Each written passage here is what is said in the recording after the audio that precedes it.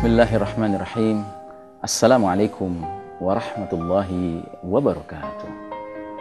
Alhamdulillahirabbil alamin, wassalatu wassalamu ala asyrafil anbiya'i wal mursalin wa ala alihi wa ashabihi ajmain. Para pemirsa dimanapun Anda berada,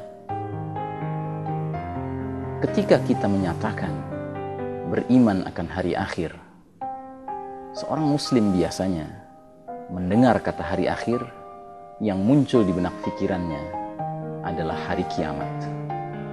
Salahkah ini? Tentunya ini benar. Ini tidak salah, tidak keliru. Namun, yang dimaksud dengan mengimani hari akhir bukan hanya mengimani hari kiamat. Mengapa? Karena kalau kita bicara tentang paket lengkap keimanan kepada hari akhir, seharusnya dia mengandung 3 bahagian. Bahagian pertama adalah al-imanu bima qabla yaumil qiyamah. Mengimani segala hal yang bakal terjadi sebelum datangnya hari kiamat. Yang kedua, al-imanu bi yaumil qiyamah. Mengimani akan terjadinya hari kiamat itu sendiri. Dan yang ketiga, al-imanu bima ba'da yaumil qiyamah. Mengimani berbagai perkara yang akan terjadi setelah hari kiamat. Nah, inilah 3 hal inilah paket lengkap iman seorang muslim kepada hari akhir. Nah, bahagian yang pertama, iman kepada apa-apa yang bakal terjadi sebelum datangnya hari kiamat, ini yang sering disebut oleh para ulama kita dengan istilah alamatus sa'ah, tanda-tanda kiamat, atau asyratus sa'ah, tanda-tanda akhir zaman. Berdasarkan berbagai pesan-pesan Nabi Muhammad SAW, beliau telah menjelaskan kepada kita umatnya adanya alamatus sa'ah, tanda-tanda menjelang datangnya hari kiamat. Secara garis besar, tanda-tanda itu terbagi 2. Ada yang kecil-kecil, jumlahnya sangat banyak datang terlebih dahulu, dan ada yang besar-besar, jumlahnya 10 datang belakangan, sebelum akhirnya datang yaumul qiyamah. Bagian yang kedua, iman kepada hari kiamat, berarti meyakini akan datangnya the day of total destruction of the whole universe by the Almighty Creator, Allah Subhanahu wa Ta'ala.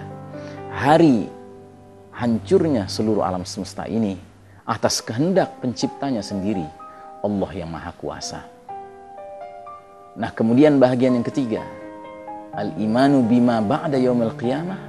Mengimani hal-hal yang bakal terjadi setelah hari kiamat, itu menyangkut rangkaian episode yang sangat banyak. Bahkan bisa dikatakan kehidupan kita yang sebenarnya justru dimulai setelah kiamat itu. Pada bahagian ketiga inilah rangkaian kehidupan kita yang sebenarnya akan kita alami. Apa saja yang terjadi pada masa itu? Di antaranya kita akan mengalami yaumul ba'ats, hari berbangkit.